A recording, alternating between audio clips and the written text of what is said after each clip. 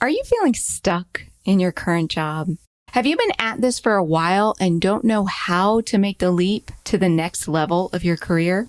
Well, it's probably because you've been sitting too long in your comfort zone, my safety friend, among other things. It is time for you to step into that position that you know you deserve. So let's talk about what is probably holding you back. Let's get to it. Hey there, safety friends. Welcome to the Safety Geek podcast. I'm Bri Sargent, CSP and 20-year safety professional. After spending years training safety leaders across the globe for a large corporation and creating safety programs from the ground up over and over again, I am now sharing my processes and strategies with you. At the Safety Geek, you will learn how to manage an effective safety program that increases your management support and employee engagement, all the while helping you elevate your position and move up in your career. If you're ready to step into the role of a safety influencer and leader, you're in the right place. Let's get to it. Hello, and welcome to the Safety Geek podcast. This is Bri, your number one safety geek. So, let me ask you, how did you get into safety? A lot of times people are accidental safety managers. They're given safety responsibilities or they tend to grow into it because they're participating in safety events and safety trainings and things like that. Or the company realizes that they need a safety lead and they go to you and they go, hey, can you take on this responsibility as well? Or you like who you work for and you want to move up in that company, so you apply for the safety role. But now that you're in this role, you actually see potential in it. Now, when I tell people that 47% of safety managers make over $100,000 a year, they are blown away. So if this is a fact, why aren't people talking about it? Why isn't safety something that we're seeing at career fairs? It's because most of us fall into this role, but falling into it leads us to being stuck. So let's talk about what's keeping you stuck and what you can do about it. And there are 3 big mistakes that I am seeing a lot of safety professionals make. So let's break it down.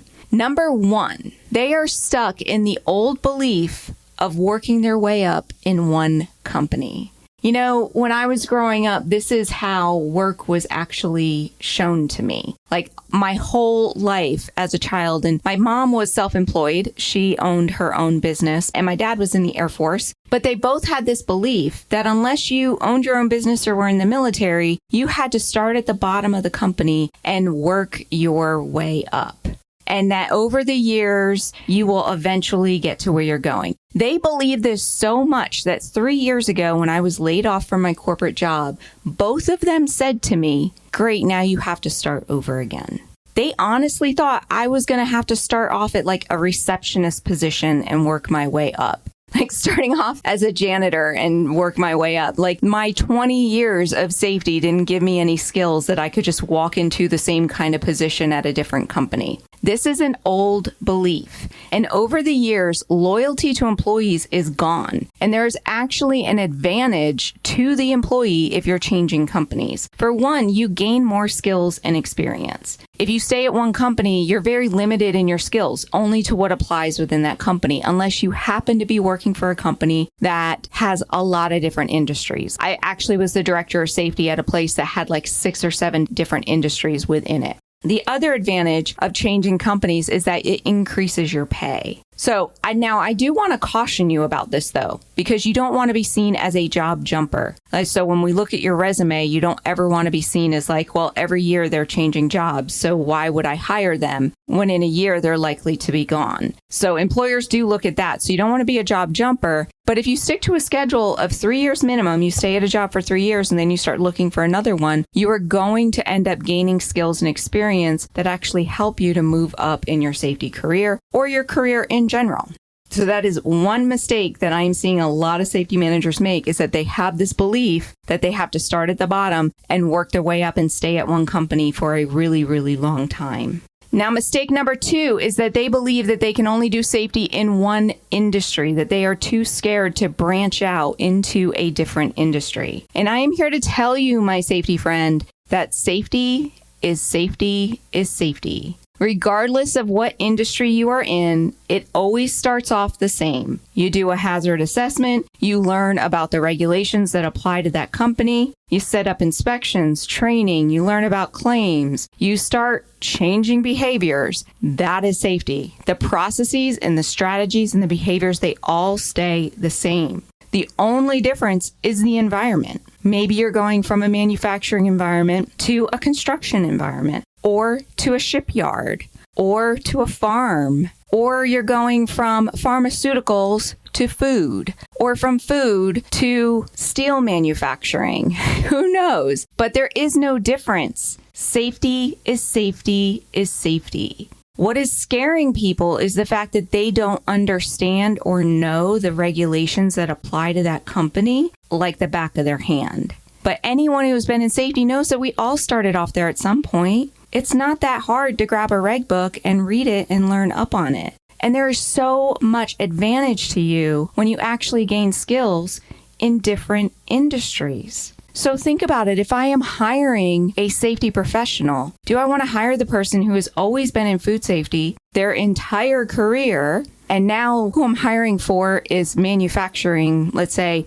steel manufacturing, right? Or do I want to hire the person that has diversified their background and has worked in a lot of different industries? They did DOT for a while, they did some EPA for a while, but they gained this whole, well-rounded experience. It's like that old saying, jack of all trades is a master of none, but oftentimes is better than a master of one. So that's what I'm talking about here. It's like, yeah, I spent my entire career in one industry. I may be a master at that industry, but I'm not gaining all those other skills from learning all the other industries as well. So keep that in mind. And the added skills just make you not just more valuable in the workplace, but those added skills make you a better leader, because as you're changing industry, you're also learning about different cultures, how to have those interpersonal skills with different types of employees, and you learn how to do your thing regardless of the environment. And that's why you can then be confident of going, I can walk into any business and I could totally rock their safety program.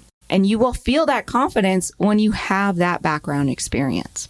All right, mistake number 3. And this is a big one, my safety friends. So make sure you're listening. Come back to me if you kind of strayed a little bit. The biggest mistake that I see safety managers making in their careers is that they don't speak up enough and show the value that safety is bringing to the company. This is the biggest thing holding safety managers back from so much. It's holding them back from promotions. It's holding them back from that C-suite job. It's holding them back from being included in business decisions. And what I see happening is they accept the fact that they're not included. They accept the fact that they weren't invited to that meeting, or the decision was made without their opinion. They accept the fact that they have to do all the cleanup work after the decisions are made because they never thought about the safety implications. And they accept that they are expected to do everything related to safety, that they are not the coach of the coaches, but that they are the doers of safety. Going back to that other episode that I talked about changing from a safety doer to a safety leader.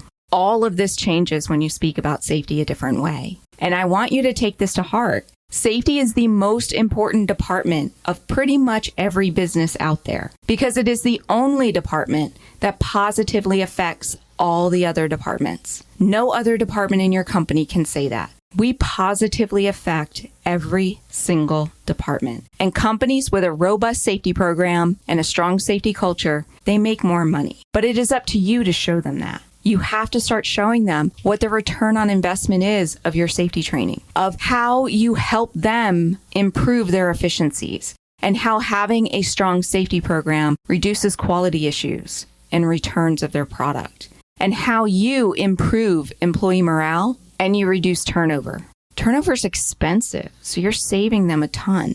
So how does safety save the company money? Has to be included from the very beginning.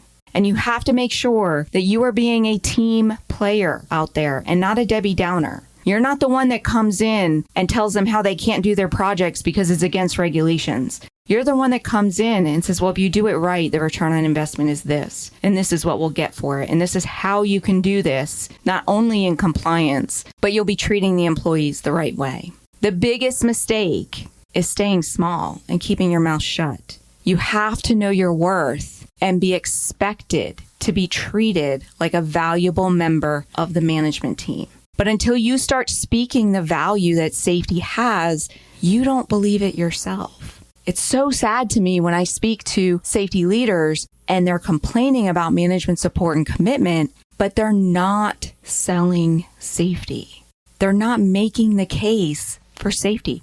They can't even express the return on investment for that safety training or that safety policy or these SOPs. You've got to think outside the box and know how to do this. And when you start speaking with that kind of confidence and you start speaking up at those meetings and you start showing your value, guess what happens? Not only will you gain more confidence and respect, they will start including you in those business decisions. They will want to know what you think about it. And maybe you'll move on if things don't change. Maybe you do all this and things don't change and you decide to move on, but you're a better person for it. But more likely, you will move up or you will move over. That's another thing I like to express is that a lot of times we think, well, we're a safety manager. Now, me personally, I'm in safety for life. I mean, I'm already 26 years in, but I know there are some of you out there that have only been in safety for a handful of years. Maybe this is not your final career. Maybe you're going to take these skills that you learn as a safety manager and move over into operations or quality or HR or sales. Who knows what you'll do? The world is open to you, but you'll gain these leadership skills that will 100% help you in anything that you're doing. Now, it is my mission. It is the mission of the Safety Geek. It is my personal mission to elevate the position of the safety manager. And that all starts with you stepping into the role of a safety leader. So I want you to look at how you have been thinking small in your career and in your day-to-day life in your company and start taking action to play that bigger game. To say, no, I bring this company value. My opinion is valuable. And what I do helps this company grow. Because you are an important member of your company's executive team, whether they see it or not.